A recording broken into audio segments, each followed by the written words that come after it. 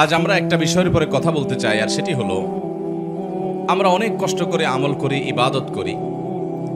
অনেক সময় আমাদের কিছু ত্রুটির কারণে, আমাদের কিছু বিচ্যুতির কারণে, কিছু ভুলের কারণে আমাদের কষ্ট করা আমলগুলো বরবাদ হয়ে যায়, নষ্ট হয়ে যায়, সেগুলো আল্লাহর কাছে কবুল হয় না। যে আমলটা আমি আল্লাহর জন্য করলাম, আল্লাহর কাছ থেকে তার আজর এবং সওয়াব পাওয়ার জন্য করলাম, সেটা যদি আল্লাহ রাব্বুল আলামিন গ্রহণ না করেন, কবুল না করেন, অ্যাকসেপ্ট না করেন, তাহলে সে আমল করার কোনো মানে থাকতে পারে? অথচ আমরা অনেকেই আছি যে আমাদের অনেক আমল ইবাদত বন্দেগী করি, যার একটাও আল্লাহর কাছে কবুল হয় না। আজ আমরা এরকম 13 শ্রেণীর হতভাগা মানুষের কথা জানব, যে মানুষগুলোর কোনো কোনো বদামলের কারণে, কোনো কোনো ত্রুটির কারণে তার কোনো আমলই কবুল হয় না। আবার অনেকের সুনির্দিষ্ট কোনো ত্রুটির কারণে ওই ত্রুটি সংশ্লিষ্ট আমলটা ওইটা আল্লাহর কাছে কবুল হয় না। কারা সেই হতভাগা যাদের সে আমল, ইবাদত, কষ্ট করে করা নেক আমল, সেটা আল্লাহ তাআলার কাছে গ্রহণযোগ্য হয় না? এর মধ্যে সর্বপ্রথম যে শ্রেণী মানুষের কথা আমরা বলবো, তারা হলো কুফর এবং শিরকে যারা লিপ্ত। কিসে লিপ্ত? কুফর এবং শিরকে লিপ্ত। আপনি নিজেকে মুসলমান দাবি করছেন, নামে মুসলমান, অথচ আপনার মধ্যে শিরক আছে, কুফর আছে। তো এরকম যদি হয়, তাহলে শিরক এবং কুফরে থাকা ব্যক্তি, এই ব্যক্তি যত নেক আমল করুক, সে নিজেকে মুসলমান মনে করছে, হয়তো তিনি 5 ওয়াক্ত নামাজও পড়েন, কিন্তু তার মধ্যে যদি শিরকে আকবর থাকে, কোন শিরিক থাকে, মানে বড় শিরিক, যে শিরকটার কারণে মানুষ ইসলাম থেকে খারিজ হয়ে যায়, তার মধ্যে যদি কুফরি থাকে, যেটার কারণে মানুষ ইসলাম থেকে খারিজ হয়ে যায়, তাহলে এই ব্যক্তি নিজেকে যত মুসলমান মনে করুক, আমরা সবাই হয়তো মুসলমান তাকে মনে করি, সে হয়তো মসজিদেও আসে, সে হয়তো নামাজও পড়ে, সে হয়তো হজ উমরা করতেও যায়, অথচ তার কোনো আমল, সে নামাজ পড়ুক, রোজা রাখুক, হজ করুক, জাকাত করুক, দান করুক, সাদাকা করুক, তার কোনো আমল আল্লাহর কাছে গ্রহণযোগ্য হয় না। আল্লাহ তাআলা আমাদেরকে এরকম হতভাগ্য মানুষের কাতারে যেন শামিল না করান। কোরআনে হাকিম আল্লাহ রাব্বুল আলামিন বলেছেন, ওমাই ইয়াকফুর বাদাল ঈমানে ফাকাদ হাবিতা আমালুহু ওয়া হুয়া ফিল আখিরাতি মিনাল খাসিরিন। যারা ঈমান আনার পর আবার কুফরি করে, ঈমান আনার পর কি করে ভাই? কুফরি মানে আল্লাহর কোনো বিধান, আল্লাহর কোনো আদেশ, আল্লাহর কোনো নিষেধ, ইসলামের স্বতঃসিদ্ধভাবে প্রমাণিত কোনো বিষয়কে যদি কেউ অস্বীকার করে, তাহলে ফাকাদ হাবিতা আমালুহু, তার সমস্ত আমল বরবাদ হয়ে যাবে, তার কোনো আমল আল্লাহর কাছে কবুল হবে না। ওয়া হুয়া ফিল আখিরাতি মিনাল খাসিরিন। অনেক কষ্ট করে আমল করে যাবে, কিন্তু আখিরাতে যেয়ে দেখবে সে ক্ষতিগ্রস্ত হয়ে গেছে, লুজার হয়ে গেছে, তার কিছুই আল্লাহর কাছে কবুল হয় নাই, এবং কোনো আমল তার আমল নামায় কোনো নেক আমল লেখা নেই। এরকম হতভাগা মানুষ আমাদের সমাজে অনেকেই আছেন।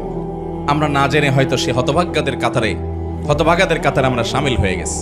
ঠিক একইভাবে যারা শিরকে লিপ্ত হবে, আল্লাহ সুবহানাহু ওয়া তাআলা তাদের সম্পর্কে বলেছেন, লাকাদ উহিয়া ইলাইকা ওয়া ইলাল্লাযিনা মিন ক্বাবলিক লাইন আশরাকতা লায়াহবাতান্না আমালুক। হে রাসূল, আপনি এবং আপনার পূর্বে যত নবী রাসূল এসেছেন, তাদের সবার কাছে কমন একটি ফরমান জারি করা হয়েছে যে আপনি যদি শিরকে লিপ্ত হন, আপনি নিজে যদি শিরকে লিপ্ত হন, লায়াহবাতান্না আমালুক, অবশ্যই অবশ্যই আপনার আমল বরবাদ হয়ে যাবে।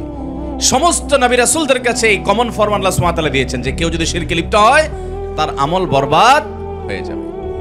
ভাইরা আমার, এই দুটি আয়াত প্রমাণ করে ঈমান আনার পর যদি আমরা কুফরি করি, আল্লাহর কোনো বিধানের প্রতি যদি অস্বীকৃতি প্রকাশ করি, জ্ঞাপন করি, বিশ্বাস করি, বা আল্লাহর কোনো বিধিবিধানকে যদি আমরা অবিশ্বাস করি, অস্বীকার করি, তাহলে সেটা হবে কুফরি। যেমন কাদিয়ানীরা ইসলামের স্বতঃসিদ্ধ বিষয় যে মুহাম্মদ সাল্লাল্লাহু আলাইহি সাল্লাম আল্লাহ তাআলার আখিরি নবী এবং রাসূল, তারপরে আর কোনো নবী বা রাসূল আসবে না। এখন এই বিষয়টাকে যদি কেউ অস্বীকার করে আর মিথ্যা নবুয়তের কোনো দাবিদারকে নবী বা রাসূল হিসাবে স্বীকার করে, বিশ্বাস করে, তাহলে ইসলামের স্বতঃসিদ্ধভাবে প্রমাণিত একটি বিষয়কে সে অস্বীকার করলো, সে কুফরি করলো, আল্লাহর আয়াতকে অস্বীকার করলো, নবী সাল্লাল্লাহু আলাইহি সাল্লামের থেকে মুতাওয়াতির সূত্রে বহু হাদিস, বর্ণিত হাদিসকে সে অস্বীকার করলো। তো এই অস্বীকৃতির কারণে কুফরি করলো। একসময় হয়তো তার ঈমান ছিল, কিন্তু সে যখন কাদিয়ানী ধর্মে যোগ দিয়েছে, সাথে সাথে তার সমস্ত আমল বরবাদ হয়ে গেছে। সে মানুষের খাতায় বা তার নিজের দৃষ্টিতে মুসলমান থাকতে পারে, কিন্তু আল্লাহর খাতায় সে মুসলমান হতে পারে না। তাহলে প্রথম হতভাগা মানুষদের কথা জানলাম যাদের আমল আবাদত কিছুই কবুল হয় না, কোনো আমল কবুল হবে না, সেটা আর্থিক দান হোক, সেটা হজ উমরা হোক, সেটা কোনো নফল আমল হোক, ফরজ আমল হোক, সেটা শারীরিক ইবাদত হোক, সেটা আর্থিক ইবাদত হোক, কিছুই কবুল হবে না যদি কিসে লিপ্ত থাকে? শিরক এবং কুফরে। আমাদের সমাজে অনেক মানুষ আছে নিজের সন্তান হয় না, কোনো মাজারে যায় মাজারওয়ালার কাছে সন্তান দোয়া করে, আশা করে, কামনা করে, মাজারে গিয়ে সেজদা করে, পূজা করে, আছে না নাই? সাথে সাথে সে যেই সেজদা শুধু আল্লাহকে নিবেদন করার কথা, সে গায়রুল্লাহকে সেজদা নিবেদন করার কারণে সে শিরক করলো। আর শিরকে যখন লিপ্ত হলো, সাথে সাথে তার সমস্ত আমল বরবাদ এবং তার কোনো নেক আমল আর কবুল হবে না যতক্ষণ পর্যন্ত সে তওবা করে, তার ভুলকে স্বীকার করে, মেনে, আল্লাহর কাছে লজ্জিত হয়ে ক্ষমা প্রার্থনা করে ভবিষ্যতে আর কখনো সে শিরক করবে না, কুফর করবে না, এই মর্মে যখন সংকল্প করে। আল্লাহ তাআলা আমাদেরকে এই ভয়াবহ আমল বিধ্বংসী এবং ইবাদত নেক আমল কবুল হওয়ার ক্ষেত্রে সবচেয়ে বড় প্রাচীরের মতো, দেয়ালের মতো বাধা শিরক এবং কুফর থেকে বেঁচে থাকার তৌফিক দান করো। আমাদের অনেক ভাই আছি যারা আমরা শিরকে লিপ্ত না কিন্তু কুফরে লিপ্ত। কিভাবে কুফরে লিপ্ত? আল্লাহ তাআলার কোনো আদেশ বা কোনো নিষেধ আমার বিবেকে ধরছে না। অনেক তরুণ আছেন, অনেক স্কুল কলেজে পড়ুয়া বন্ধুরা আছেন যে কোরআনের কোনো আদেশ নিষেধ সম্পর্কে তিনি নিজের অবজারভেশন, নিজের লজিক, নিজের যুক্তি সেগুলা দিয়ে তিনি মাপার চেষ্টা করেন আল্লাহর আদেশ নিষেধকে।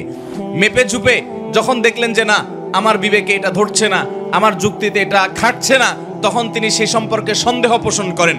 আল্লাহর আদেশ নিয়ে, আল্লাহর নিষেধ নিয়ে যদি নিজের বিবেক দিয়ে, নিজের লজিক বা যুক্তি দিয়ে আল্লাহর আদেশ নিষেধকে পরিমাপ করতে যায় কেউ এবং তার মধ্যে সন্দেহ তৈরি হয় বা অবিশ্বাস তৈরি হয়, অন্য সব ক্ষেত্রে ইসলাম মানলেও এরকম আল্লাহ তাআলা কোনো প্রমাণিত বিষয়কে যদি কেউ অস্বীকার করে বা সন্দেহ পোষণ করে, সাথে সাথে সে কুফরিতে লিপ্ত হলো। এই লোকের আর কোনো নেক আমল কবুল হবে না। কিয়ামত যত নিকটবর্তী হবে ভাইরা আমার, এই কুফর, শিরক গুপ্ত এবং প্রকাশ্য নানাভাবে আমাদের সমাজে অনেক বেশি বেড়ে যাবে। ঘরে ঘরে হবে, জনে জনে হবে, মসজিদে যাবে, অথচ তার অন্তরে আল্লাহর কোনো বিধানের প্রতি কুফরি আছে। সে মনে করে সুদ যে আল্লাহ হারাম করেছেন এটা এই যুগে আর চলে না, এই যুগে হারাম ছাড়া, এই সুদ ছাড়া কি আর চলে? সে মনে করে পর্দার বিধান আল্লাহ দিয়েছেন, এখন কি আর এটা চলে? নারীদেরকে কি আটকায় রাখা যায়? সে মনে করতেছে এটা নারীদের আটকায় রাখার মাধ্যম, সে মনে করছে এটা মানুষের পিছিয়ে পড়ার মাধ্যম। কারণ এই সমস্ত বিশ্বাসের কারণে সাথে সাথে তার কুফরি হয়ে যায় এবং তার ঈমান থেকে সে খারিজ হয়ে যায় এবং তার কোনো আমল কবুল হয় না। আল্লাহ তাআলা আমাদের ঈমানকে শিরক এবং কুফরের এই বিষ বাষ্প থেকে হেফাজতে রাখার তৌফিক দান করুন। একটা জানলাম। নাম্বার 2, যারা তাকদীরকে অস্বীকার করে। অনেক মানুষ আছে আমাদের সমাজে, দেখবেন আপনি যখন তাকদীরের কথা বলবেন, আপনি যখন ভাগ্যের কথা বলবেন, আপনি যখন আল্লাহর কাজা এবং ফয়সালার কথা বলবেন যে আল্লাহর হুকুম, আল্লাহর ফয়সালা হয়েছে তাই এমনটি হয়েছে, বা আল্লাহর যা ফয়সালা হবে তাই হবে, এরকম কথা যখন বলেন, অনেক মানুষ আছে দেখবেন এমন মন্তব্য করেন যেন তিনি এই তাকদীর এর কাজা ফয়সালা এগুলোকে মানে না। আরে রাখ তোর তাকদীর, আমারটা আমি দেখব, আমার ভাগ্য আমাকে নির্ধারণ করতে হবে। নিজের ভাগ্য নিজে নির্ধারণ করার ক্ষমতা পৃথিবীতে কারোর আছে? যদি থাকতো তাহলে পৃথিবীতে কোনো মানুষের কোনো বিপদ হতো? ভাইরা আমার, এখান থেকে বোঝা যায় যে তাকদীরকে অস্বীকার করা এটা হলো সবচেয়ে অযৌক্তিক কথা। যৌক্তিক বিষয়কে অস্বীকার করা, ঈমানের যে রোকনগুলো আছে, স্তম্ভগুলো আছে। নবী করিম সাল্লাল্লাহু আলাইহি সাল্লামকে জিবরিল, হাদিসে জিবরিলের মধ্যে বর্ণিত হয়েছে, জিবরিল এসে বলেছেন মাল ঈমান, হে মুহাম্মদ আমাকে বলুন ঈমান কাকে বলে, ঈমানের সংজ্ঞা বলুন। তখন নবী করিম সাল্লাল্লাহু আলাইহি সাল্লাম জিবরিলের প্রশ্নের জবাবে বলেছেন আল ঈমান আন তুমিনা বিল্লাহি ওয়া মালাইকাতিহি ওয়া কুতুবিহি ওয়া রুসুলিহি ওয়াল ইয়াউমিল আখির ওয়া আন তুমিনা বিল কদরি খাইরিহি ওয়া শাররিহি মিনাল্লাহি তাআলা। যার অর্থ হলো ঈমান হলো আল্লাহ, ফেরেশতাগণ, নবী রাসূলগণ, আসমানি কিতাবসমূহ, আখিরাতের প্রতি বিশ্বাস করা এবং বিশেষভাবে বিশ্বাস করা তাকদীরের ভালো মন্দের প্রতি। এই পয়েন্টটাকে নবী করিম সাল্লাল্লাহু আলাইহি সাল্লাম আলাদা করে উল্লেখ করেছেন, কারণ ঈমানের অন্য পয়েন্টগুলো নিয়ে এত ঝামেলা নাই। শয়তান যত বেশি মানুষের মধ্যে সংশয় সৃষ্টি করে এই শেষের ঈমানের রোকনটা নিয়ে, অর্থাৎ তাকদীরের রোকনটা নিয়ে। এজন্য তাকদীর নিয়ে যদি কারোর মধ্যে সন্দেহ হয় অথবা তাকদীরকে যদি কেউ অস্বীকার করে, তো সে ব্যক্তি সম্পর্কে নবী করিম সাল্লাল্লাহু আলাইহি সাল্লাম বলেছেন যে তার কোনো প্রকার আমল, সে নফল আমল করুক, ফরজ আমল করুক, শারীরিক আমল করুক আর আর্থিক ইবাদত করুক, এর কোনোটা কবুল হবে না যদি সে তাকদীরকে কি করে, অস্বীকার করে। অতএব আমরা আল্লাহর তাকদীর এবং ফয়সালাকে বিশ্বাস করি কি করি না? আল্লাহর তাকদীর এবং আল্লাহর ইলম, আল্লাহর ফয়সালার বাহিরে পৃথিবীতে একটি পাতাও নড়তে পারে না এবং নড়বেও না। ভাইরা আমার, আল্লাহ রাব্বুল আলামিন সকল সৃষ্টি জগতের সৃষ্টির 50,000 বছর আগে কোন সৃষ্টির কি হবে না হবে তার পুঙ্খানুপুঙ্খ সবকিছু লিখে রেখেছেন। কত হাজার বছর পর পৃথিবীর কোন প্রান্তে কোন পাতা কোন সময় কোন দিকে নড়বে আল্লাহর ইলমে আছে না নাই? সব আছে। জুজিয়াতের ইলম, কুল্লিয়াতের ইলম, সূক্ষ্মাতি সূক্ষ্ম একেবারে ছোটখাটো ক্ষুদ্রাতি ক্ষুদ্র কোনো বিষয় যদি থাকে তাহলে অবশ্যই আল্লাহর ইলমে সেটা মা মিন রাতবিন ওয়ালা ইয়াবিসিন ইল্লা ফি কিতাবিম মুবিন। আল্লাহর সৃষ্টি জগতে শুষ্ক আর্দ্র এমন কিছুই নাই যেটা সুস্পষ্ট কিতাবে লিপিবদ্ধ নাই। অতএব আজকের এই যুগে আমরা জানি এমন অনেক মেশিন বের হয়েছে, এমন অনেক টেকনোলজি আবিষ্কৃত হয়েছে, যেই টেকনোলজি দিয়ে আমরা জানি অনেক সূক্ষ্ম সূক্ষ্ম বিষয়কে মাপা যায়, ভূমিকম্প মাপা যায়, আবহাওয়ার গতি প্রকৃতি পরিমাপ করা যায়, অনেক সূক্ষ্ম সূক্ষ্ম বিষয় পরিমাপ করা যায় এবং অনেক দূর থেকে শত শত মাইল দূর থেকে অনেক কিছু আন্দাজ করা যায়, পরিমাপ করা যায়। এই সবগুলো তো মানুষের মস্তিষ্ক প্রসূত আবিষ্কার এবং টেকনোলজি। এই যদি হয় আল্লাহর সৃষ্টি মানুষের ব্রেইনের দ্বারায় সম্ভব, তাহলে স্বয়ং সৃষ্টিকর্তা যিনি মানুষের ব্রেইনের সৃষ্টিকর্তা তার দ্বারায় এই সমস্ত জুজইয়াত, সমস্ত কুল্লিয়াত, সূক্ষ্মাতি সূক্ষ্ম বিষয়ের সকল বিষয়ের ইলম এবং নিয়ন্ত্রণ নির্ধারণ এটা আল্লাহর দ্বারা সম্ভব নাকি সম্ভব না? ভাইরা আমার, আজকাল এমন এমন টেকনোলজি বের হয়েছে, আপনি হাতে একটা ঘড়ি পরবেন, এটা আমাদের দেশে এখন অহরহ, আপনার গ্রামাঞ্চলে আপনি খোঁজ করলে পাবেন অনেকের কাছে, যে আমরা এমন এমন ঘড়ি বের হয়েছে, এটা পরলাম, পরে আমি সারাদিন হাঁটলাম, দিন শেষে আমি টোটাল কতশো কত হাজার কতটা কদম দিয়েছি, কয়বার পা ফেলেছি, কত দূর হেঁটেছি, কত কিলোমিটার কত গজ হেঁটেছি, তার সকল কিছু আমি যা যা করেছি সকল আমল নামা ওই ঘড়িয়ে বলে দেয়। আছে না নাই? এগুলো মানুষ বানাইছে।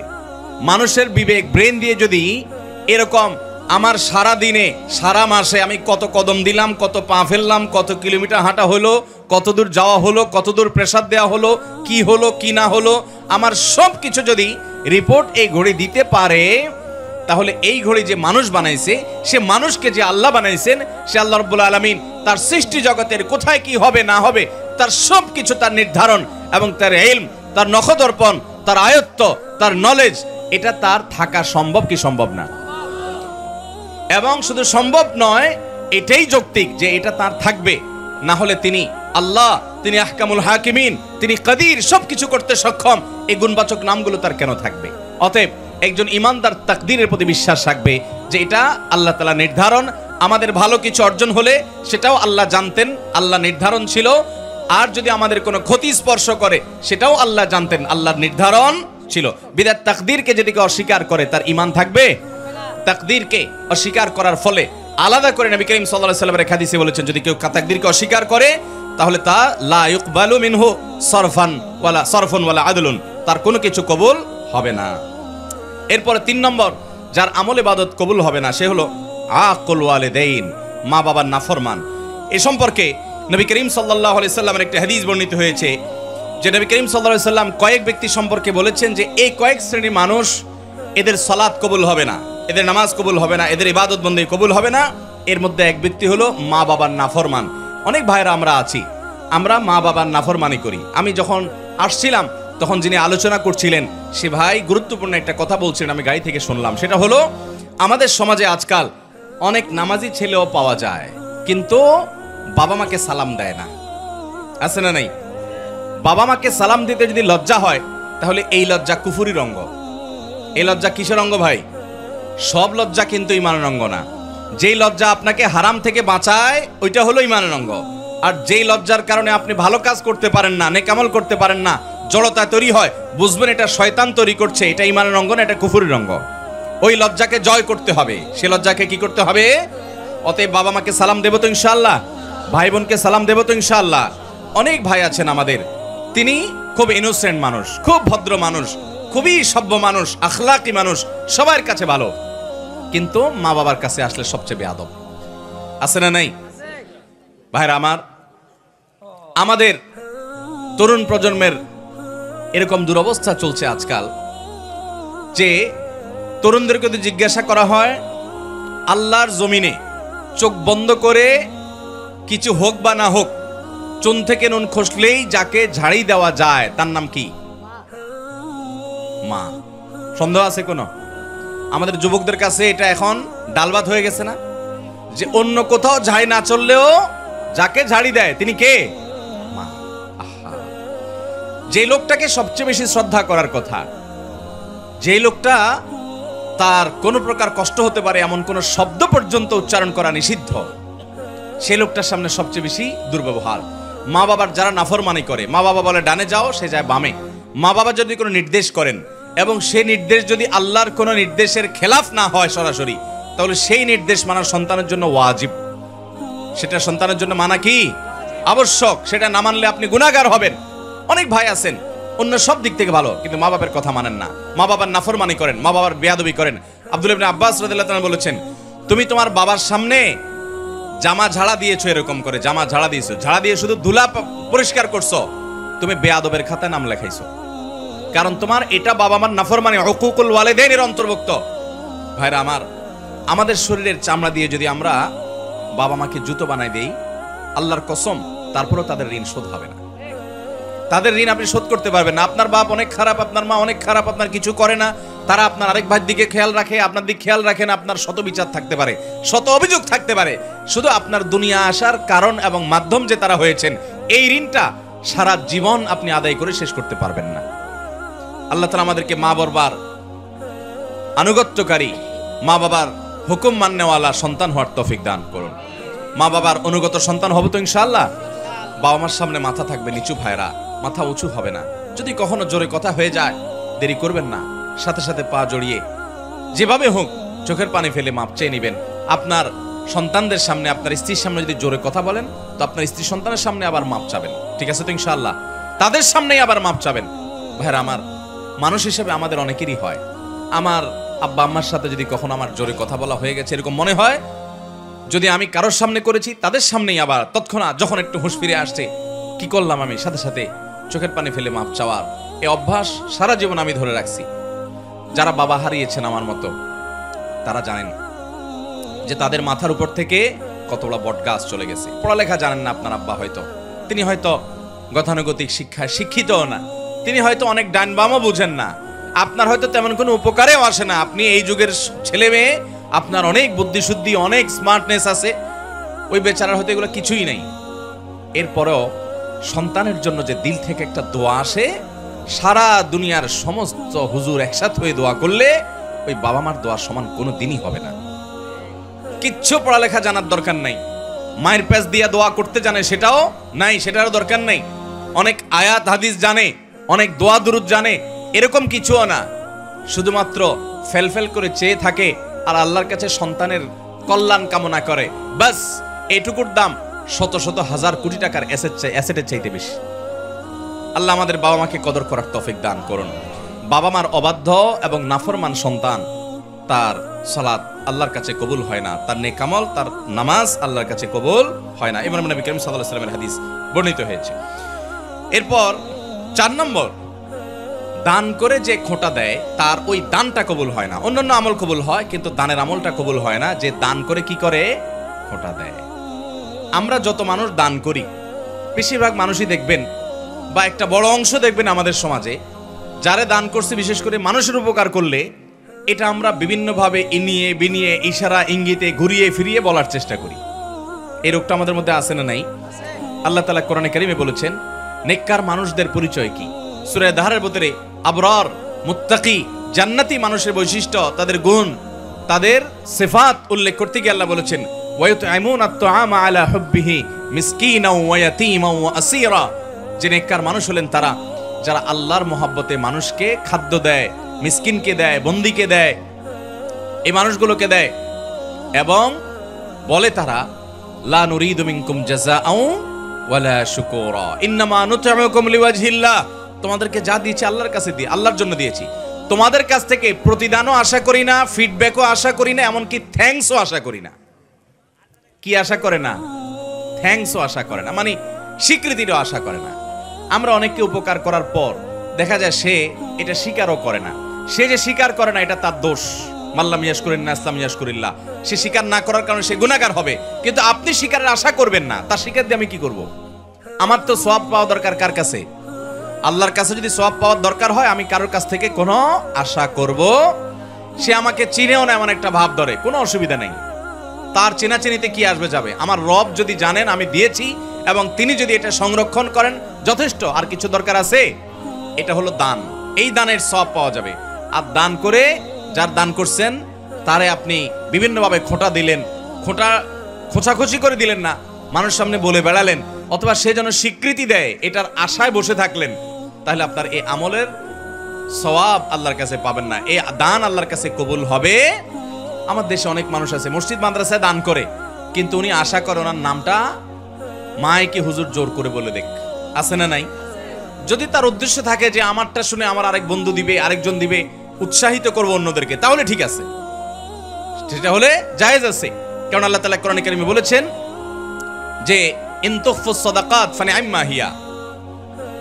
তার আগে অংশটা কি? ইন তুবদুস সাদাকাতি ফানিআম্মা হিয়া ওয়া ইন তুখফুহা ওয়া তুতুহাল ফুকারা ইলা আখিল আয়া।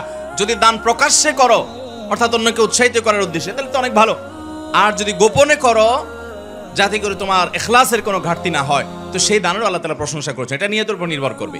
আমি যখন ঢাকা এক মসজিদে নামাজ পড়াই 2002-03 সন এরকম সময় হবে, তখন আমার এক মুসল্লি মসজিদের ওই আল্লাহর বান্দা একটা কাগজ লিখে দিয়েছেন আমার কাছে। কাগজে লেখা ছিল যে হুজুর আমি মসজিদে এত টাকা আজকে দিলাম, একটু আমার জন্য দোয়া করতে বলেন মুসল্লিদেরকে। তো আমি নামাজের পরে বলে দিলাম, জুমার পরে, যে আল্লাহর এক বান্দা তিনি মসজিদে এত টাকা দান করছেন, আপনারা ওনার জন্য দোয়া করেন, আল্লাহ তার দানকে কবুল করেন, তার জন্য খায়রে ফয়সালা করেন, দোয়া করে দিয়েন। শোনা দিলাম। এরপরে সুন্নত নামাজ যখন শেষ হলো, ওই লোকটা এসে আমাকে বলল, হুজুর আমি চিরকুটটা দিয়েছি, আপনি আমাকে চিনেন, আবার নিচে লিখেও দিয়েছি বিনীত অমুক, কিন্তু আপনি বললেন কি এক আল্লাহর বান্দা দান করছে, আপনারা দোয়া করিয়েন। আমার নামটা বললে কি আপনার কোনো গুনাহ হইতো? তো আমি বললাম, ভাই আপনার নামটা নিলে গুনাহ হইতো না, এটা ঠিক বলছেন, কিন্তু আপনার নামটা নিলে কোনো সওয়াব হইতো না। কোনো সওয়াব হইতো? বরং আপনার আমলটা নষ্ট হইতো কিনা, অহংকার আসতো কিনা সে আশঙ্কা ছিল। এটা আপনার জন্য আরো ভালো হয়েছে। অনেকে দেখবেন মসজিদে ফ্যান একটা দিয়ে লেখা দেয় সৌজন্যে অমুক, সে মনে করে আল্লাহর ফেরেশতারা ঠাওর পায় না পায়, এটা লিখে দিই। কারণ কার সওয়াব কোথায় লিখে দেয় ফেরেশতারা? ফেরেশতাদের সম্পর্কে এরকম জাহালত, এরকম অজ্ঞতা যদি থাকে, তাহলে তো ঈমান নিয়ে টানাটানি হবে। ভাইরা আমার, তাহলে আমাদের দান হবে কার জন্য? দান করে কোনোদিন যাকে দান করেছি তাকে কখনো আর সে বিষয়ে বলতে যাব। বড় রিস্কি একটা আমল ভাই, বড় খাতরাই আমল, আর্থিক আমল। আর্থিক আমল, যে আমলটা টাকা এবং পয়সা যেখানে খরচ হয়, সে টাকা পয়সা খরচ হওয়া আমল, এই আমলের মধ্যে ভেজালের পরিমাণ সবচাইতে বেশি। তো এই ব্যক্তি, যে ব্যক্তি দান করে আবার খোটা দেয়, এর এই দানের আমলটা আল্লাহর কাছে কবুল হবে। আল্লাহ তাআলা আমাদেরকে ইখলাসের সাথে দান করার তৌফিক দান করুন। রমাদান মাস আসছে, আমলের মাস, দানের মাস। আম্মা জান আয়েশা রাদিয়াল্লাহু তাআলা বলেছেন, নবী করিম সাল্লাল্লাহু আলাইহি ওয়াসাল্লাম এই মাস আসলে প্রচুর পরিমাণে দান করতেন। অন্য সময় দানশীল ছিলেন, রমজান আসলে তার দানশীলতা অনেক বেড়ে যেত। অতএব আমরা দান করব, কিন্তু দান করব আমাদের এক হাত জানবে, আরেক হাতও টের পাবে না। এমন কিছু দান তো অবশ্যই থাকা উচিত যে আপনার স্ত্রী পর্যন্ত জানবে না, কেউ জানবে না। আল্লাহ আমাদেরকে সেভাবে দান করার তৌফিক দান করুন। তাহলে ভাই, যাদের আমল কবুল হয় না সে মানুষগুলোর 4 নম্বর মানুষ বলেছি, যারা দান করে মানুষকে খোটা দেয়, তাদের অন্যান্য আমল কবুল হয়, কিন্তু দানের আমলটা কবুল হয় না। 5 নম্বর, ওই কপাল পোড়া এবং হতভাগা মানুষ যার কোনো আমল ইবাদত কিছুই কবুল হবে না। সে হলো নবী করিম সাল্লাল্লাহু আলাইহি সাল্লামের শহর মদিনায় মুনাওয়ারায় যে হারামে যে ফাসাদ সৃষ্টি করে, ফিতনা সৃষ্টি করে, অশান্তি সৃষ্টি করে, হাঙ্গামা করে, গন্ডগোল ফাসাদ করে। নবী করিম সাল্লাল্লাহু আলাইহি সাল্লামের হাদিস বর্ণিত হয়েছে বিষয়ে সহিহ বুখারীতে। তিনি বলেছেন, এই মদিনা মান আহদাসা ফিহি হাদাসান, এখানে যে ব্যক্তি কোনো দুর্ঘটনা ঘটাবে, আও আওয়া মুহদিসান, অথবা এই মদিনায় কোনো দুর্ঘটনাকারীকে যে ব্যক্তি আশ্রয় দান করবে, ফাআলাইহি লাআনাতুল্লাহ ওয়াল মালাইকাতি ওয়ান নাসি আজমাইন, ওই ব্যক্তির উপর আল্লাহর লানত, ফেরেশতাদের লানত, সমস্ত মানুষের লানত বর্ষিত হয়। এবং লা ইকবালু মিনহু ইয়াউমাল কিয়ামাতি সালাতুন ওয়া সরফুন ওয়ালা আদলুন, কিয়ামতের দিন তার কোন আমল আল্লাহর কাছে কবুল হবে। অতএব মদিনা আমরা যখন যাওয়ার তৌফিক হবে, যার যখন যাওয়ার তৌফিক হবে, মদিনা শরীফের আদব লেহাজ বজায় রাখবো যথাসম্ভব। সেখানে যেন কোনো বেয়াদবি না হয়, আমার দ্বারা যেন কোনো অশান্তি, কোনো ব্যত্যয় সৃষ্টি না হয়। আল্লাহ আমাদের সবাইকে সে তৌফিক দান করুন। তাহলে 5 নম্বর আমরা পেয়ে গেলাম, যে ব্যক্তি মদিনায় মসজিদে নববীতে বা মসজিদে নববী শুধু নয়, হারামের যে এরিয়া মদিনাতে, এই এরিয়ার মধ্যে যে ব্যক্তি অশান্তি সৃষ্টি করে, ফাসাদ সৃষ্টি করে, এই ব্যক্তির আমল ইবাদত কিছু কবুল হয় না। নাম্বার 6, 2 ভাই আপন, তারা যদি নিজেরা ঝগড়া লিপ্ত হয়, গন্ডগোল, ফাসাদ, মারামারিতে, কাটাকাটিতে লিপ্ত হয়, তো এই 2 জনের ইবাদত কবুল হয় না। নবী করিম সাল্লাল্লাহু আলাইহি ওয়াসাল্লাম বলেছেন, সালাসাতুন লা তুরফাউ সালাতুহুম ফাওকা রুউসিহিম, 3 ব্যক্তি আছে যাদের নামাজ তাদের মাথার উপরে ওঠে না, অর্থাৎ আল্লাহর কাছে পৌঁছে না, কবুল হয় না। কারা? সেই ব্যক্তিগুলো হলো ওই ব্যক্তি, 3 ব্যক্তির কথা নবী সাল্লাল্লাহু আলাইহি ওয়াসাল্লাম বলেছেন। এর ভিতরে এক ব্যক্তি হলো ওই ব্যক্তি ইখওয়ানে মুতাসারিমান, 2 ভাই যারা নিজেরা গন্ডগোল মারামারিতে লিপ্ত, আপন ভাই মারামারিতে লিপ্ত, অথচ আবার আমল ইবাদত করে, নামাজ কালামও পড়ে, এরকম আছে না নাই? আছে না নাই বলেন? তো এরকম আমল ইবাদত করে কি লাভ হবে? ভাই মাইকম্যান যায় নাই করে, মাইকেলা ভাই ওই মাইক নষ্ট হয়েছে, কথা শোনো নাই তোমরা? গেছে কাজ করতেছে? আচ্ছা আচ্ছা, কাজ করতেছে ভাই, সবর করি, টেকনিক্যাল জিনিস তো নষ্ট হতেই পারে। মাইকম্যান ভাই খুব দ্রুত কাজ করেন, আপনারা শুনতে পাচ্ছেন না পেছন থেকে? একটু সবর করি, একটু সবর করি, আমি একটু মুখ কাছে নিয়ে বলতেছি, একটু সবর করেন আপনারা। মাইকেলা ভাই কাজ করে যাচ্ছে। তাহলে ভাই যাদের আমল ইবাদত কবুল হয় না, কয় প্রকারের মানুষের কথা বললাম এ পর্যন্ত? 6 প্রকারের কথা বললাম। আবারও এই 6টাকে আমরা রিভাইজ দিয়ে আসুন। প্রথম হলো যে কুফর এবং শিরকে লিপ্ত, তার কোন প্রকার আমল ইবাদত কবুল। দ্বিতীয় হলো যে তাকদীরকে, ভাগ্যকে অস্বীকার করে, তারও কোনো আমল ইবাদত কবুল। 3 নম্বর হলো মা বাবার অবাধ্য সন্তান, তার আমল কবুল, বিশেষ করে সালাত কবুল হয় না। 4 নম্বর হলো যে ব্যক্তি দান করে খোঁটা দেয়, যাকে দান করছে তাকে আবার খোঁটা দেয় অথবা বলে বেড়ায়, এই ব্যক্তি দান করে যে বলে বেড়ালো এই জন্য, বা খোঁটা বেড়ালো, দিয়ে বেড়ালো, বা এহসান জিতলাইলো, এই জন্য তার ওই দানের আমলটার কোনো সওয়াব সে আল্লাহর কাছে পাবে। 5 নম্বর হলো মসজিদে নববী এবং তাকে ঘিরে যে হারাম আছে, মদিনা মুনাওয়ারা আছে, নবীজি সাল্লাল্লাহু আলাইহি সাল্লামের যে শহর মোবারক আছে, এখানে যারা অশান্তি সৃষ্টি করবে, ফাসাদ সৃষ্টি করবে এবং ব্যত্যয় করবে, এই মানুষগুলোর আমল ইবাদত কবুল হবে। এই জন্য মদিনায় আমরা যখন যাব খুব আদব লেহাজ বজায় রাখার চেষ্টা করব। নাম্বার 6, 2 আপন ভাই যদি মারামারিতে লিপ্ত হয়, তাদের সালাত তাদের মাথার উপরে উঠে না। নামাজের কথা এখানে শুধু বলা হয়েছে, তাদের নামাজ কবুল হয় না, অন্যগুলো কবুল হতে পারে। 7 নম্বর, ওই একই হাদিস যেটি ইবনে মাজাহ বর্ণিত হয়েছে যে 3 ব্যক্তির নামাজ তাদের মাথার উপর ওঠে না, তাদের মধ্যে আরেক ব্যক্তির কথা 7 নম্বরে বর্ণিত হয়েছে। সে হলো সেই ইমাম, যে ইমাম মানুষের ইমামতি করে অথচ মানুষ তার উপরে যুক্তিসঙ্গত কারণে অসন্তুষ্ট। এরকম অনেক ইমাম আছে না নাই? এখানে বড় ইমামতের ইমামও হতে পারে, ছোট ইমামতের ইমামও হতে পারে। বড় ইমামতের ইমাম মানে রাষ্ট্র শাসন করে, কোন অঞ্চলের শাসন করে, যে কোনো পর্যায়ের শাসক। আর ছোট ইমামতের ইমাম মানে হলো ওয়াক্তিয়া নামাজের ইমামতের ইমাম। যে কোনো ইমাম হোক না কেন, তিনি নেতৃত্ব দিচ্ছেন, তিনি মানুষের নেতা হয়েছেন, তিনি ইমামতি করছেন, অথচ যারা তার পেছনে অনুসরণ করছেন তারা যুক্তিসঙ্গত কারণে তার উপর অসন্তুষ্ট। অযৌক্তিক কারণে তো বাংলাদেশের সময়ের উপরেই কম বেশি মুসল্লিরা অসন্তুষ্ট আছে না নাই? হুজুরদের উপরে শতভাগ সন্তুষ্ট এরকম মুসল্লি, এরকম মসজিদ পাওয়া যাবে না। তাছাড়া হুজুররাও মানুষ শতভাগ সন্তুষ্ট হওয়া সম্ভব না, কিন্তু যৌক্তিক কারণে বেশিরভাগ মুসল্লি বা সব মুসল্লিরাই অসন্তুষ্ট, কিন্তু হুজুরের খুঁটির জোর বেশি, গায়ের জোর বেশি, এই জন্য হুজুরের সরানো যায় না। এরকম কিছু হুজুর আছে না নাই? অথচ ওই হুজুর অনেক নাজায়েজ কাজে লিপ্ত, মানুষ ভয় বলতেও পারে না, কারণ হুজুর বড় বড় পাওয়ার আলাদের সাথে হাত রাখে, আছে না নাই? তো এইরকম হুজুর, তাদেরও এই সালাত তাদের মাথার উপরে উঠবে না, আল্লাহর কাছে যাবে না, তাদের নামাজ কবুল হবে না। ইবনে মাজাহ শরীফের হাদিস বলতেছে। তাহলে সেই ইমাম, যে ইমামের উপরে তার অনুসারীরা অসন্তুষ্ট যৌক্তিক কারণে, তার আমল কবুল হবে না। 8 নম্বর হলেন ওই নারী, যেই নারী রাত্রি যাপন করেছেন অথচ তার স্বামী তার উপরে যৌক্তিক কারণে অসন্তুষ্ট। অযৌক্তিক কারণে স্বামী অসন্তুষ্ট হলে ওইটার কারণে স্ত্রীর আমল ইবাদত কবুল হবে না, ব্যাপারটা সেরকম নয়। যদি যৌক্তিক কারণে তার স্বামী তার উপরে অসন্তুষ্ট থাকে এবং তিনি ওই অবস্থায় তেড়ামি করে রাত পার করে দেন, তাহলে এ আল্লাহর বান্দি, তার সালাত তার মাথার উপরে উঠবে না। এটাও ইবনে মাজাহ হাদিসে বর্ণিত আছে। তাহলে 8 নম্বর পেলাম সেই নারী, যে নারী রাত্রি যাপন করেছেন অথচ তার স্বামী তার উপরে যৌক্তিক কারণে অসন্তুষ্ট। এরপর তিরমিজির বর্ণিত হাদিসে আমরা জানি 9 নম্বর শ্রেণী মানুষের কথা, যার আমল ইবাদত কবুল হবে না, বিশেষ করে সালাত কবুল হবে না, সে হলো ওই কৃতদাস, যে কৃতদাস সে কোনো ন্যায্য বা শরীয়গ্রাহ্য কারণ ছাড়া যে তার মালিক থেকে ভেগে গেছে। এই ব্যক্তি সম্পর্কে নবী সাল্লাল্লাহু আলাইহি ওয়াসাল্লাম হাদিসে আসছে যে এই ব্যক্তি ফিরে আসা পর্যন্ত হাত্তা ইয়ারজা, তার সালাত, তার ইবাদত আল্লাহর কাছে কবুল হয় না। তার 9 নম্বর হলো যে ব্যক্তি তার মালিক থেকে যৌক্তিক কারণ ছাড়া ভেগে গেছে, তার আমল ইবাদত, তার সালাত কবুল হয় না।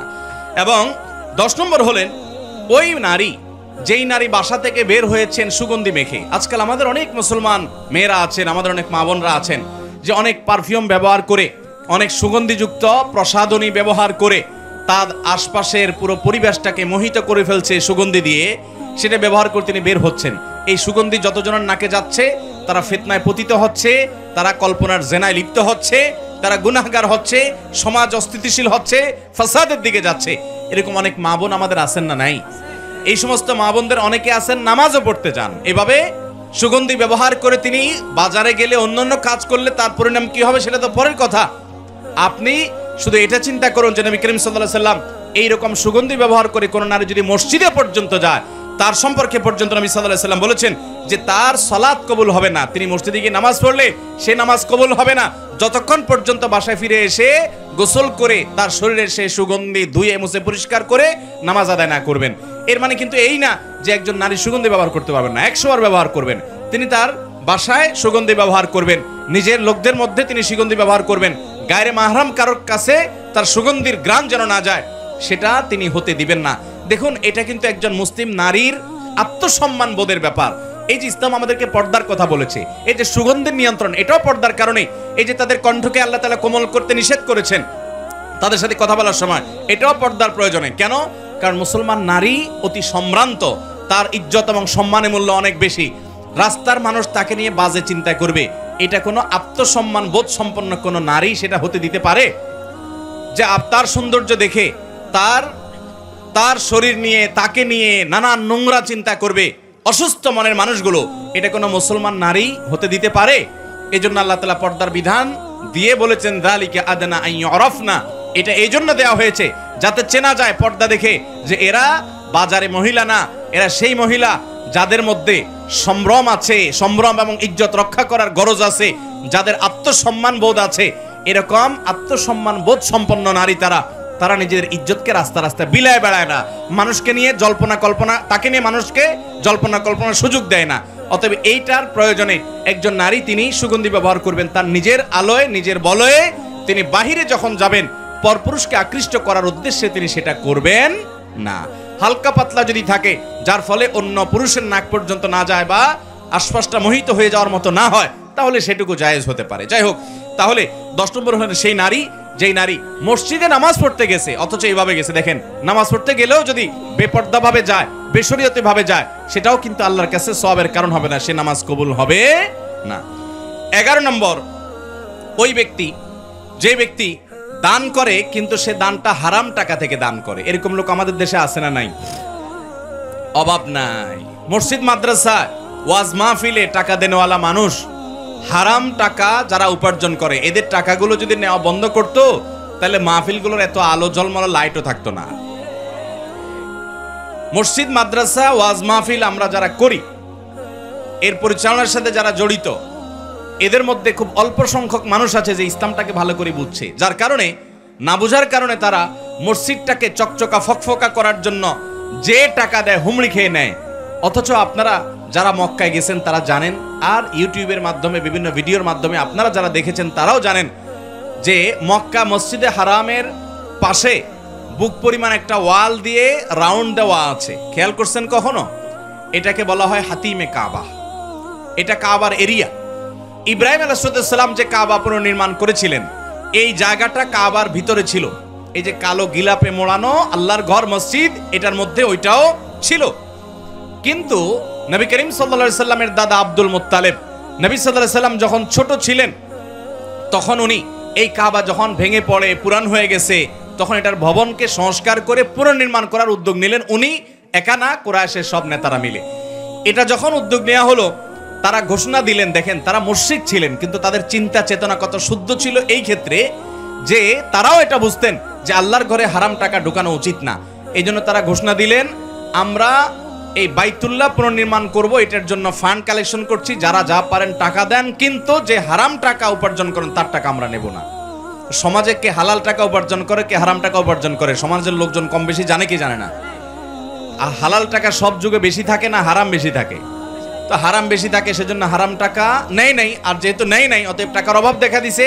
তখন এই বাইতুল্লাহ নির্মাণের সময় নবী করিম সাল্লাল্লাহু আলাইহি সাল্লামের শৈশবে তার দাদা আব্দুল মুত্তালিব সহ অন্যদের নেতৃত্বে যখন এটা হয়েছে, তখন এই কাবা টাকার অভাবে এই হাতিম, যেটাকে এখন দেখেন ওয়াল বুক পরিমাণ ওয়াল ঘেরাও দেওয়া আছে, এই অংশটাকে কাবার ভিতরে বিল্ডিং করার টাকা ছিল না। সেই অভাবে এটাকে বারান্দার মতো বাইর করে রাখছে। আজও পর্যন্ত সেটা সেভাবে আছে। এখন টাকার অভাব নাই, কিন্তু ওইটাতে আর কেউ হাত দেয় নাই। সেটা যেন আমাদের শিক্ষা দেয় যে আমরা আল্লাহর ঘরে ধর্মীয় কাজে, ভালো কাজে হারামখোরদের হারাম টাকা না নেই। চেষ্টা করব তো ইনশাআল্লাহ।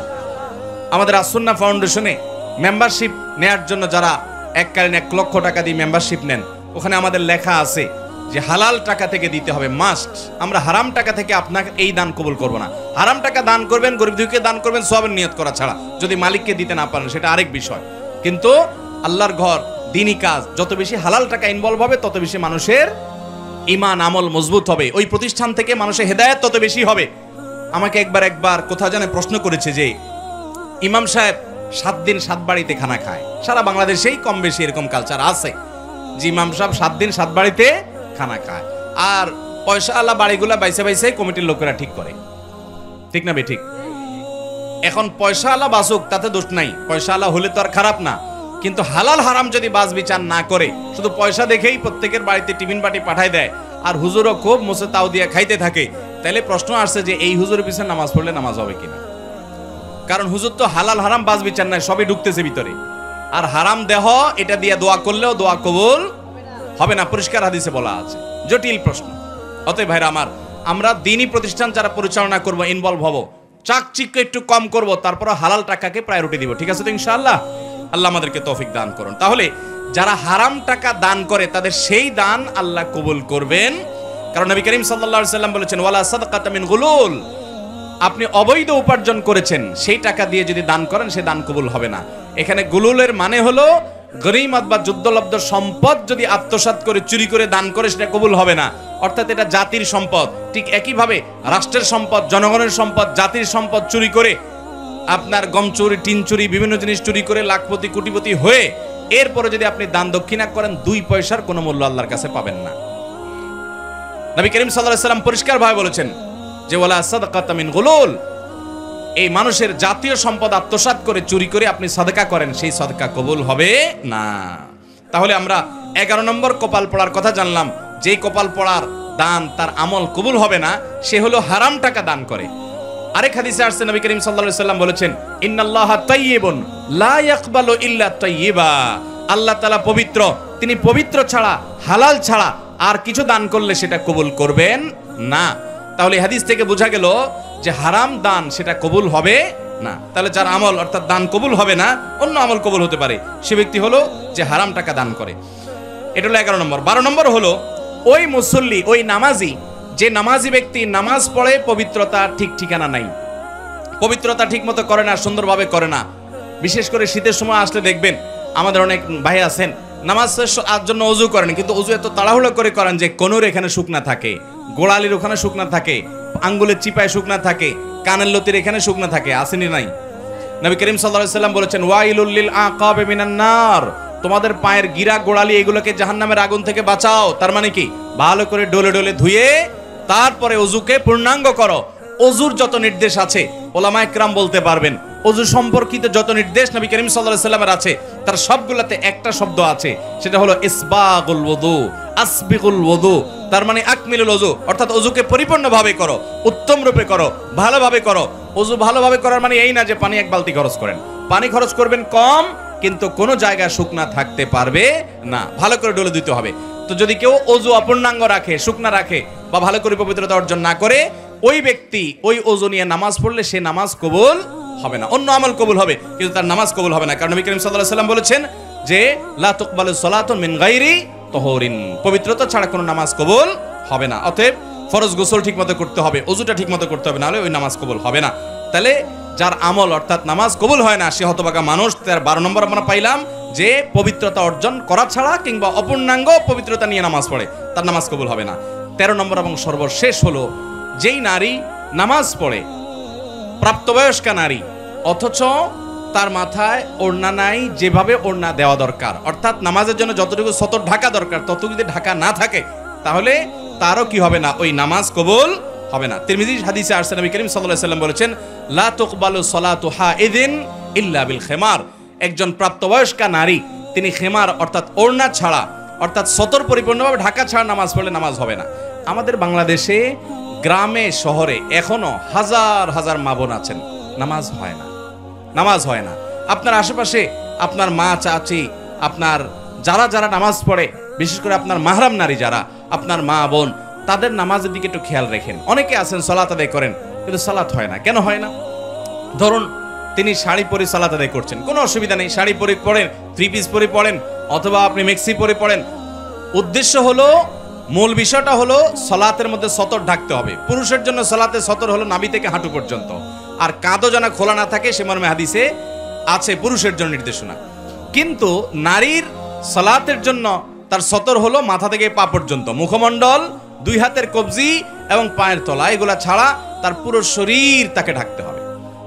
এখন যদি শুধুমাত্র একটা শাড়ি পরে মাথার উপরে ওড়না টেনে দেয়, অথবা একটা সাধারণ ওড়না পরে কোনো রকম টেনে দেয়, তাহলে গলা, তারপরে চুল, চুলের বড় অংশ, তারপরে মাথার কপালের উপর দিককার চুল, তারপরে এদিককার আশেপাশের অংশ, এগুলো দেখা যাবে কি যাবে না?